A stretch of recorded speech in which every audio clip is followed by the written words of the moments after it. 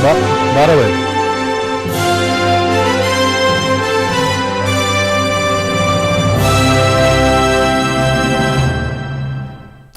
नमस्कार, संसद के समक्ष मुद्दे आप देख रहे हैं। मैं हूं अशोक श्रीवास्तव। मंगलवार से संसद का बजट सत्र शुरू होने जा रहा है। बजट सत्र बहुत महत्वपूर्ण होगा। महत्वपूर्ण इसलिए क्योंकि देश का बजट इस सत्र में रखा जाएगा, लेकिन यह बजट सत्र इसलिए और ज्यादा महत्वपूर्ण हो जाता है क्योंकि जो बजट सत्र है ये एक तरह से कह सकते हैं मोदी सरकार का जो दूसरा टर्म है, मोदी 2.0, उसका ये आखिरी फुल बजट होगा, आखिरी पूर्ण बजट होगा। तो इसलिए माना जा रहा है कि इस बजट में सरकार जो है एक तरह से जो भी तमाम क्षेत्र हैं उन क्षेत्रों के लिए क्या कुछ बेहतर हो सकता है उसकी तरफ सरकार का ध्यान रहेगा। विपक्ष के लिए एक मौका रहेगा कि किस तरह से सरकार को आर्थिक नीतियों पर खास करके घेरा जा सके। और इस सब के बीच ये सत्र जो है हंगामेदार भी होगा, क्योंकि हम ये परंपरा पिछले कई दिनों से देख रहे हैं, कई पिछले महीनों से, सालों से देख रहे हैं। लेकिन उससे भी बड़ी बात है कि जब कभी भी देश में कोई चुनाव होता है तो चुनावी मुद्दे जो है बजट सत्र पर एक तरह से हावी हो जाते हैं। और आप जानते हैं कि अभी नॉर्थ ईस्ट में, उत्तर पूर्व के 3 राज्यों में चुनाव है, और उसके बाद इस साल की अगर बात करें तो इस साल कुल मिलाकर 9 विधानसभाओं के चुनाव होने, इसलिए माना जा रहा है कि जो है ये सत्र भी जो है हंगामेदार हो सकता है। 1 तारीख को इस सत्र में वित्त मंत्री निर्मला सीतारमण जो हैं देश का बजट जो है वो पेश करेंगी। ये बजट सत्र आप जानते हैं बजट सत्र है, इसलिए 2 चरणों में होगा।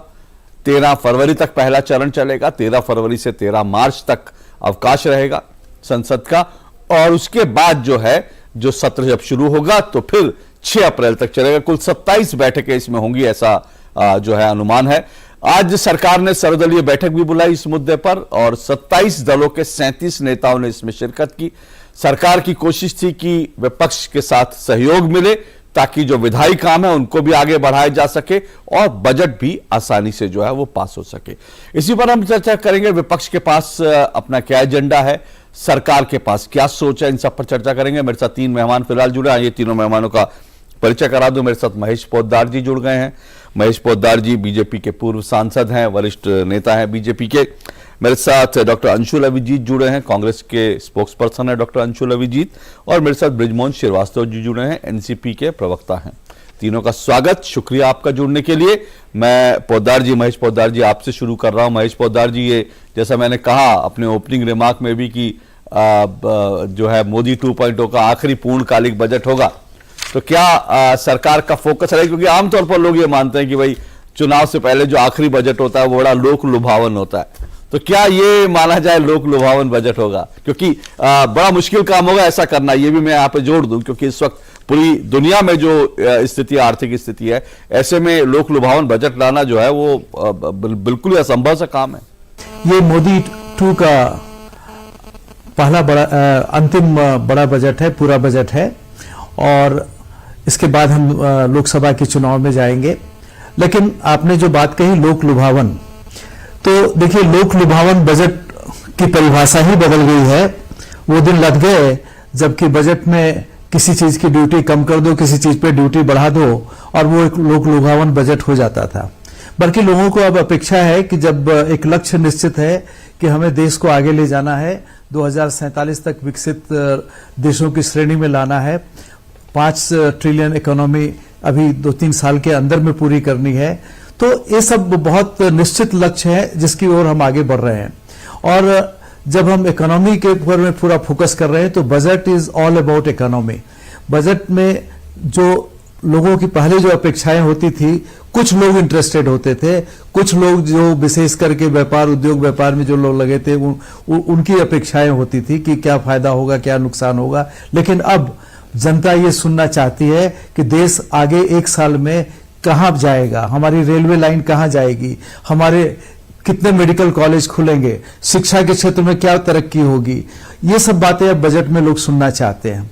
और मैं समझता हूं कि ये एक मौका है, जबकि भारतीय संसद अपनी आम परंपराओं से हट करके जब 1 फरवरी को उन्होंने बजट लाने का प्रस्ताव किया, ये एक सोच ही बताती है कि हम कितने बदलाव के प्रति हमें कोई बाध्यता नहीं है और ये कोई बंधन नहीं है कि हम बदलाव नहीं करेंगे। हम हर तरह से बदलाव करने के तैयार हैं और इसके लिए मैं मोदी सरकार को बधाई देता हूं और शुभकामना देता हूं कि अगला बजट भी पहले की बजट की तरह देश के लिए शुभ होगा।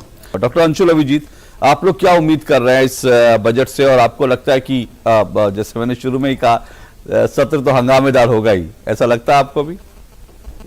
ये देखिए, वित्त मंत्री जी के सामने और सरकार के सामने बहुत ज्यादा चुनौतियां हैं। एक गंभीर आर्थिक संकट में है ये मुल्क, बहुत ज्यादा परेशानी है, लोग मायूस हैं। सबसे बड़ी परेशानी है बेरोजगारी की। आप जानते हैं जो हमारा बेरोजगारी दर है वो 8% से ज्यादा है। तो वित्त मंत्री जी को ये देखना होगा कि ये इसका हल कैसे निकालें और रोजगार कैसे दें। मुफलिसी भी फैली हुई है, गरीबी है और गैर बराबरी भी है। मुझे कोई रिपोर्ट पर जाने की जरूरत नहीं है। आप जानते हैं, एक उदाहरण के दे देता हूं कि मर्सिडीज के जो सीईओ हैं वो कह रहे हैं कि मुल्क में मर्सिडीज का सेल सबसे ज्यादा था, और एक तरफ वो कह रहे हैं, और टू व्हीलर्स के सीईओ ये कह रहे हैं कि two wheelers, entry level two wheelers हम 10 साल पीछे हो गए हैं। तो देखते गैर बराबरी कितने ज्यादा है, उदाहरण से ये पता चलता है।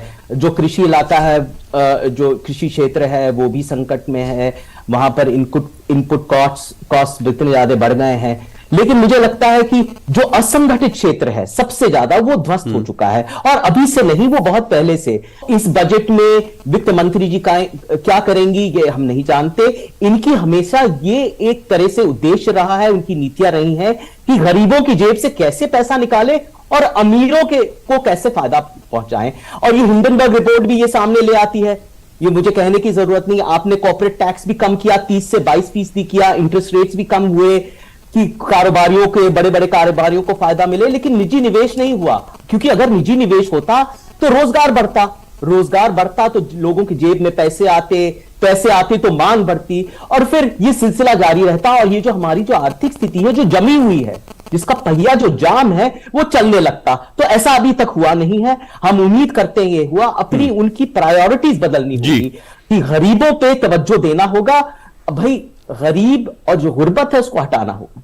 जी, डॉक्टर अंशुल अभिजीत, आपने जो सवाल उठाए मैं महेश जी के पास लेके जाऊंगा, उसके बाद फिर मैं जो है बृजमोहन जी के पास जाऊंगा। लेकिन जाहिर सी बात है कि जो आपने सवाल उठाए वो अपनी जगह वाजिब हैं, लेकिन भारत की स्थिति इतनी भी खराब नहीं है जितना हम लोग पेंट कर देते हैं जब हम पूरे वैश्विक परिदृश्य की बात करते हैं। क्योंकि अभी आपने कहा तो मुझे याद है कि मैं अभी अमेरिका में, यूके में, पाकिस्तान में, श्रीलंका में, सब जगह जो हो रहा है उससे कहीं बेहतर स्थिति में भारत आज दिख रहा है। और मुझे अभी भी ये याद है कि जब श्रीलंका में हुआ था तब ये कहा गया था कि भारत का हाल श्रीलंका जैसा होगा, लेकिन भारत देखिए मजबूती से डटा हुआ है। तो मैं मानता हूं कि इतना खराब नहीं, मैं आपको मौका दूंगा, इतनी खराब स्थिति भी नहीं है। लेकिन हाँ, आपने जो सवाल उठाए कि भाई गरीबों का जो है उनकी जेब से निकालकर अमीरों को जा रहा है, और आप कह रहे हैं कि बेरोजगारी, ठीक है, बेरोजगारी और महंगाई जैसे मुद्दे हैं। महेश पोद्दार जी, आप क्या रिस्पॉन्ड करेंगे? वो कह रहे हैं भाई आपका असंगठित क्षेत्र और गरीब जो हैं ये सब जो है आपके फोकस में नहीं है, ये कह रहे हैं, कांग्रेस की तरफ से कहा जा रहा है। और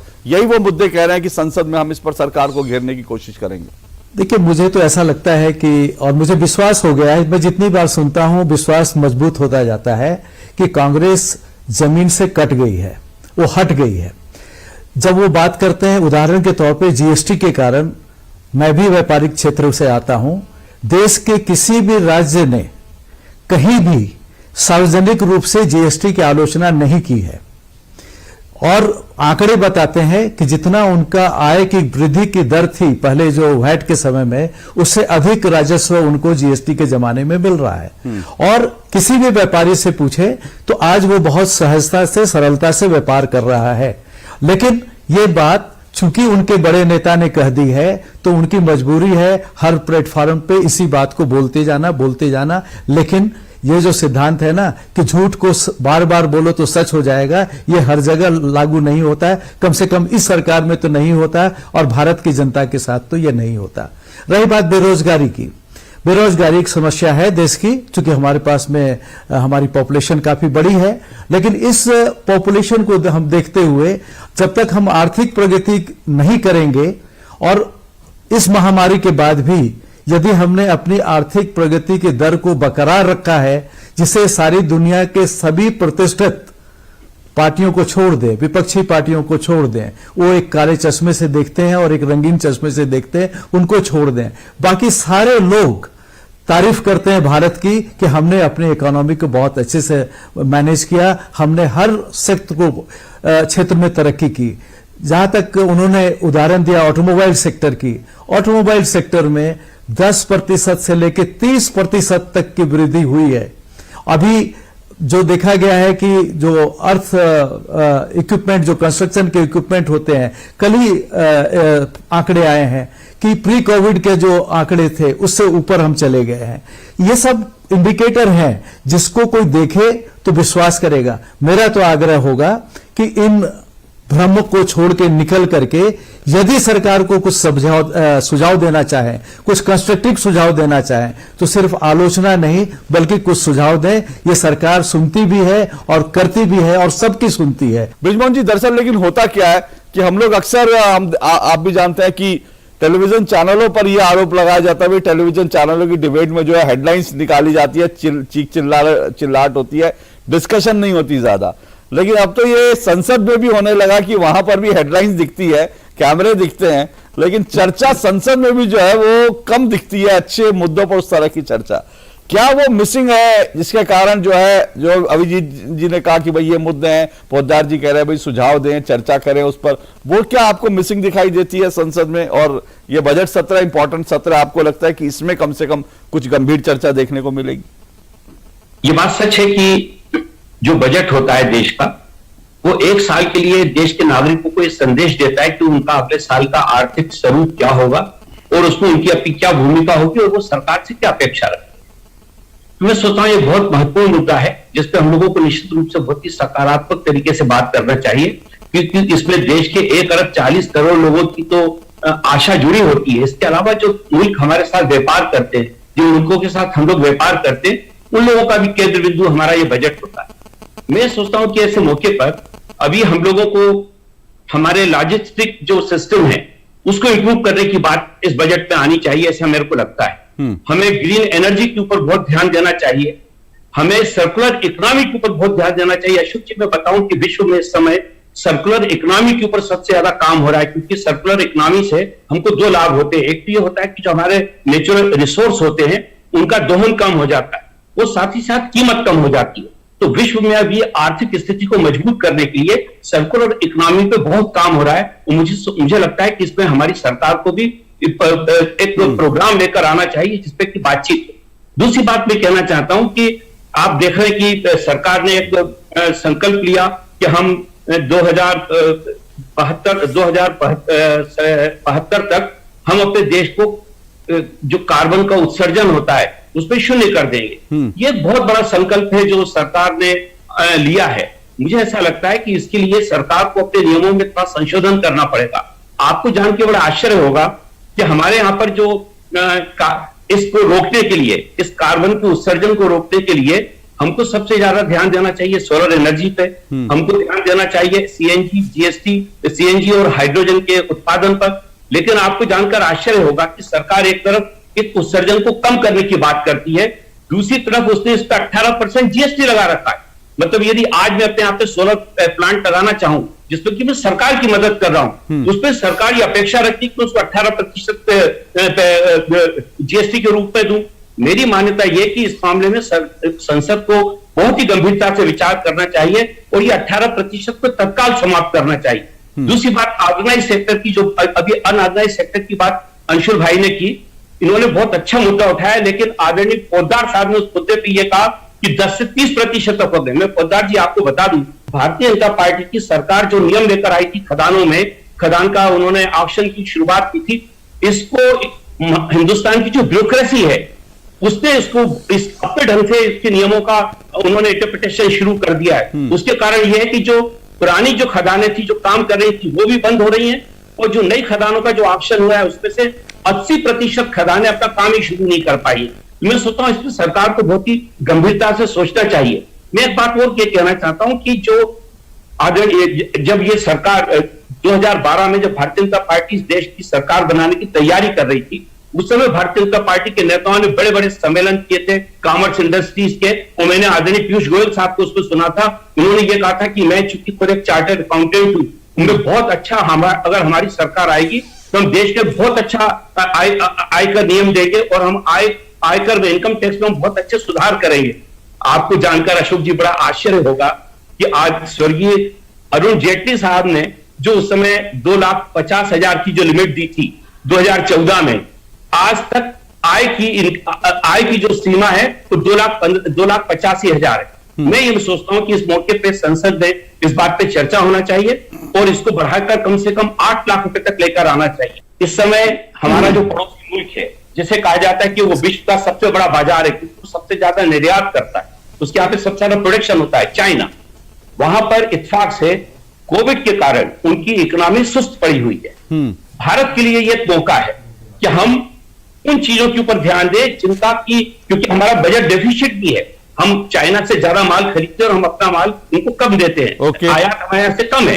तो मैं सोचता हूं कि उसके ऊपर भी हमको फोकस करना चाहिए कि जो आइटम चाइना से हम लोग परचेस करते हैं, खरीदते हैं, हम इंपोर्ट करते हैं, उनका ज्यादा से ज्यादा उत्पादन हमारे देश में हो। आपने कई मुद्दे उठाए साथ साथ, और जाहिर सी बात है कि उसमें कई सवाल भी थे सरकार के सामने, कई सुझाव भी थे जिनका महेश जी ने जिक्र किया था। तो मैं उस सब पर महेश जी की प्रतिक्रिया लूं, लेकिन उससे पहले डॉक्टर अंशुल अभिजीत आपके पास आ रहा। डॉक्टर अंशुल अभिजीत, महेश जी ने कहा कि भाई आंकड़े कुछ और भी हैं जो उन्होंने अपनी तरफ से आंकड़े बताए, और ये आंकड़ों की जो है इसमें खेल में हम देखते हैं, लेकिन दोनों तरफ से होता है आंकड़े। आप अपनी तरफ से आंकड़े देते हैं, वो अपनी तरफ से आंकड़े देते हैं, अलग अलग एजेंसी के आंकड़े देते हैं। लेकिन पूरी दुनिया, क्योंकि मैंने जहां से शुरुआत की थी आर्थिक, अगर मैं मोर्चे पर आऊं तो पूरी दुनिया जो है, पूरी दुनिया की तमाम रेटिंग एजेंसियां, तमाम आर्थिक सर्वे करने वाली एजेंसियां कह रही है भारत एक चमकता सितारा है इस वक्त। पूरी दुनिया में जो वैश्विक मंदी की जो छाप है उसके बीच में वो भारत को एक चमकता सितारा मान रहे हैं। लेकिन क्या आप लोगों को क्यों लगता है कि भारत जो है आर्थिक मोर्चे पर इतना खराब कर रहा है कि भारत की अर्थव्यवस्था बिल्कुल तबाही के रास्ते पर है? तो ये वित्त मंत्री जी तो बार बार कह रही हैं कि ये तो सूरज और सितारों का जहां बन गया है भाई, यहाँ पर फूल खिल रहे हैं। और बार बार देखिए, बहुत दिनों से मैं सुनता आ रहा हूं, कई 4 साल हो गए कि कहीं कहीं ग्रीन शूट्स दिखाई दे रहे हैं हमारे रिकवरी के। ये कुछ ये रेगिस्तान में कहीं कहीं हरियाली दिखाई दे रही है, वो मुझे तो नहीं दिखाई दे रही। जहां तक आंकड़ों की बात आती है तो ये एक बहुत महत्वपूर्ण मुद्दा है। अभी कहा गया कि यहां पर 140 करोड़ लोगों की आशाएं इस बजट से जुड़ी हुई हैं, पर हम जानते भी नहीं कि यहां पर 140 करोड़ लोग हैं या 160 या 180 करोड़ लोग। यहां पर ये मुल्क की संख्या है, जनसंख्या क्या है ये तक नहीं जानते, क्योंकि ये सेंसस हुआ ही नहीं है अभी तक। जब तक सेंसस नहीं होगा तो आप जानेंगे नहीं कि इस मुल्क में कितने ज्यादा गरीब हैं, क्या जनसंख्या है। और जितने भी आर्थिक सर्वे होते हैं जो कराती है तो वो जनसंख्या, ये जनगणना पे बेस्ड होती है। महेश पोद्दार जी, आप रिस्पॉन्ड करना चाहेंगे जो बृजमोहन जी ने कहा? कांग्रेस के अंशुल अभिजीत जी ने अंत में एक बात बहुत कही जो कि बजट से थोड़ा अलग है, कि उन्हें नहीं मालूम है देश की जनसंख्या क्या है। तो मैं भी मानता हूं कि देश की जनसंख्या में वैसे बहुत लोग हैं जो घुसपैठिए हैं, लेकिन इस घुसपैठियों के प्रति कांग्रेस पार्टी का रुख क्या है ये देश को मालूम है। तो ये बात सही है कि उनकी गिनती नहीं हो पाई और न हो पाना संभव है, लेकिन यदि कांग्रेस सहयोग करे और मांग करे और समर्थन दे भाजपा को, तो भाजपा ये काम पूरा कर सकती है। मैं अंशुल जी से कहूंगा कि अपनी पार्टी को कहे कि इस मुद्दे को यहां नहीं उठाए, बल्कि अपनी पार्टी के अंदर उठाए कि इस जनसंख्या को जानना जरूरी है, ताकि हमारी असली जनसंख्या का पता चले। जहां तक आपने भी कहा कि एक चमकते सितारा है भारत की अर्थव्यवस्था आज के विश्व के, हम आसपास में देखें ना कि हमारे श्रीलंका में क्या हो रहा है, पाकिस्तान में क्या हो रहा है, नेपाल में क्या हो रहा है, अन्य देशों में क्या हो रहा है, ब्रिटेन में क्या हो रहा है। सारे लोग हताश है और समझ नहीं पा रहे हैं कि इस समस्या से कैसे निकले, बल्कि हम इस समस्या से जूझ रहे हैं कि हम कितनी तेजी से आगे दौड़े, क्योंकि तेजी हमारी बरकरार है, और लेकिन देश की अपेक्षा है कि हम और तेजी से दौड़ें। देखिए, बहुत सारे आंकड़े ऐसे हैं जो कि अभी समय आप शायद उतना नहीं देंगे कि 70 साल आजादी के बाद में जो कुछ हुआ ना, तो मोदी सरकार के 7 साल में वो कुछ हो चुका। सिर्फ मेडिकल कॉलेज की संख्या को जोड़ लें या मेडिकल के पीजी सीट को जोड़ लें, इस तरह के और बहुत सारे उदाहरण हैं। नेशनल हाईवे के रोड की संख्या है, उसको भी देख लें, और किस गति से बन रही है उसको भी देख लें। अभी हमारे जी ने कहा कि माइनिंग कम हो गई है। संभव है कि आंकड़े मैं जानता नहीं कि किस आंकड़े की वो बात कर रहे हैं, लेकिन ये तथ्य है कि आज भारत स्टील के प्रोडक्शन में जापान के बाद में दूसरे नंबर पे पहुंच गया। 120 मिलियन टन से ऊपर हमारी वार्षिक आयरन की उपलब्धता हो गई है, और ये इसके लिए आयरन ओर की जरूरत होती है, जो हम इंपोर्ट नहीं करते, बल्कि हम इतना उत्पादन करते हैं कि कुछ आयरन ओर एक्सपोर्ट भी करते हैं, या कच्चे माल पेलेट्स वगैरह हम एक्सपोर्ट भी करते हैं। कोयले का इंपोर्ट काफी कम हो गया, और अब 100 मिलियन टन का या 1000 मिलियन टन का जो टारगेट है कोल का, मेरे ख्याल से करीब 700 मिलियन तक तो हम पहुंच गए हैं। तो ये सब आंकड़े हैं, लेकिन वो कहां से आंकड़े लाए मैं नहीं कह सकता हूं कि माइनिंग क्षेत्र में कमी आई है। हो सकता है कोई विशेष क्षेत्र में आई। हाँ, ये बात जरूर हुई है कि कुछ माइनिंग जो मनचाहे तरीके से दिया गया था, जो माननीय सुप्रीम कोर्ट ने बंद किया था, वो दूसरे लोगों को दिया गया और वो चालू नहीं हो पाए होंगे, ये संभव है। लेकिन कहीं न कहीं जब सुधार आप कर रहे हैं तो कुछ कड़े निर्णय लेने पड़ते हैं, और हो सकता है थोड़े समय के लिए कड़ा घूंट पी करके भी स्वीकार करना पड़ता है। अभी उन्होंने कहा कि असंगठित क्षेत्र के लिए, तो मैं बता दूं कि पिछली जो संसद की वित्त समिति थी, उन्होंने देश में पहली बार लघु उद्योगों को, एमएसएमई को क्रेडिट फ्लो के लिए एक विस्तृत चर्चा करके विस्तृत रिपोर्ट संसद को पेश की है, और उस पर काम भी शुरू हो गया है। जहां तक मुझे मालूम है कि छोटे व्यापारियों के लिए, जो रेहड़ी वालों के लिए, जो किसान क्रेडिट कार्ड की तरह व्यापार क्रेडिट कार्ड और मर्चेंट क्रेडिट कार्ड की 2 योजनाएं ड्राइंग बोर्ड स्टेज पे है, जो सिड भी जिस पे काम कर रहा है, और हो सकता है कि इस बजट में इसकी घोषणा हो जाए, संभव है। तो ऐसा नहीं है कि ये प्रधानमंत्री जी और वित्त मंत्री जी और ये पूरी सरकार अपनी पार्टी के सिद्धांतों के तहत जो छोटे व्यापारियों के बारे में पहली बार, जो 7-8 करोड़ है, पहली बार सदन के बाहर और सदन के अंदर चर्चा होती है, और इस पे अब ध्यान गया है, और मैं समझता हूं कि इनकी स्थिति में बहुत तेजी से सुधार होगा। लेकिन मैं आग्रह करूंगा राज्यों को भी कि वो भी अपने अपने स्तर पे सुधार करें, क्योंकि उनका ज्यादातर प्रभाव राज्यों की नीति से प्रभावित होता है, केंद्र की नीति कम प्रभावित करती है। ओके, आप रुकिएगा, मेरे पास समय कम है, पर मैं ये, क्योंकि साइड सी बात है, बजट सत्र के संदर्भ में आर्थिक जो है नीतियों को लेकर, इस वक्त आर्थिक स्थिति को लेकर एक लंबी पॉलिटिकल डिबेट हो सकती है। देश भर के और दुनिया भर के तमाम एजेंसियां जिनके आंकड़े जो है विपक्ष के पास भी है, सरकार के पास भी है, लेकिन अंत में मैं सिर्फ ये समझना चाह रहा हूं बजट सत्र से उम्मीदें क्या करी जा रही है और किस दिशा में होना चाहिए। विपक्ष के पास भी अपना एक विजन है, सरकार के पास भी अपनी एक दृष्टि है। तो मैं उस संदर्भ में एक आखिरी कमेंट चाहूंगा, डॉक्टर अंशुल अभिजीत, आपको क्या लगता है कि बजट जो है, आप क्या उम्मीद कर रहे हैं और आप क्या सुझाव देंगे? अगर सत्र की बात करें, सुझाव की बात करें, आप क्या चाह रहे हैं कि बजट जो है वो किस तरह का हो, किस दिशा में हो? बहुत अच्छा सवाल है। सबसे पहले तो हम चाहेंगे कि बेरोजगारी जो सबसे बड़ी चुनौती है, उसके संदर्भ में मनरेगा का जो बजट है उसको बढ़ाया जाए। पिछले साल वित्त मंत्री जी ने मनरेगा का जो बजट है उसमें भारी कटौती की थी, वो अब 73,000 करोड़ है। उसमें इतना नहीं होता कि आप 100 मैंडेज का काम दे पाए, इसमें 10 से 15 दिन का मैंडेज का काम दे सकते हैं, ये काफी नहीं है, तो उसको आप बढ़ाइए। और यही एक तरीका है जो ग्रामीण इलाकों में और इलाकों में ये काम फायदा करता है। फिर आप अर्बन मनरेगा भी ला सकते हैं भाई, शहरी इलाकों में भी तो बेरोजगारी व्यापक है। आप जानते हैं हमारा बेरोजगारी दर जो 8% से ज्यादा है, और वो लोग जो रोजगार ढूंढ रहे हैं, ऐसे तो बहुत सारे लोग हैं जो इतने मायूस हैं, इतने महरूम हैं, जो रोजगार ढूंढ भी नहीं रहे, तो बेरोजगारी दर तो उससे भी ज्यादा है। तो वहां पर आप मनरेगा स्कीम लिए ला सकते हैं। फिर आपने कहा, पिछले बार ये कहा था कि आपने कैपिटल एक्सपेंडिचर, देखिए सरकार, निजी निवेश तो हो नहीं रहा है, तो सरकार ये चाहती है कि रोजगार बढ़ाने के लिए सरकारी खर्चा बढ़ाए, उसको कहते हैं कैपिटल एक्सपेंडिचर। आपने पिछले साल कैपिटल एक्सपेंडिचर 7.5 लाख करोड़ कर दिया, चलिए बहुत अच्छी बात है, लेकिन उसका फायदा क्या हुआ? रोजगार मिले लोगों को, जी। तो इसका दो ही मतलब हो सकता है। जी। तो मैं एक बस आखिरी दो वाक्य, दो ही मतलब हो सकता है, या तो आपने सिर्फ बयानबाजी की और वो पैसे लगाए नहीं, या तो ऐसे क्षेत्र में लगाए जहां पर रोजगार का सृजन नहीं हुआ। ओके। तो आपने ऐसे क्षेत्र में लगाने चाहिए, ग्रामीण इलाकों में, कस्बों में, गलियों में जा जाके देखना चाहिए जहां पर रोजगार उत्पन्न हो। रोजगार एक बहुत बड़ी समस्या है, और एक्साइज ड्यूटी कम करिए, गरीबों की ओके। मदद करिए, जन कल्याण बढ़ाइए, ये सब तो है ही है। ओके ओके ब्रिजमोहन जी, आपका आखिरी कमेंट, आप क्या उम्मीद कर रहे हैं सरकार से? देखिए, मैं ये बिल्कुल पक्की तौर से कहूंगा कि सरकार को और निजी क्षेत्रों को कैपेक्स के ऊपर सबसे ज्यादा ध्यान देना चाहिए, क्योंकि कैपेक्स जब तक नहीं होगा, जब तक कि इसका नियोजन नहीं होगा, तब तक देश में रोजगार बढ़ने की संभावनाएं कम रहेगी। दूसरी बात, मैं सरकार का ध्यान खासतौर से इस मुद्दे पे उठाना चाहता हूं, ध्यान दिलाना चाहता हूं। कहा जाता है कि आज की बचत हमारी कल का निवेश होता है। Today saving is a future investment.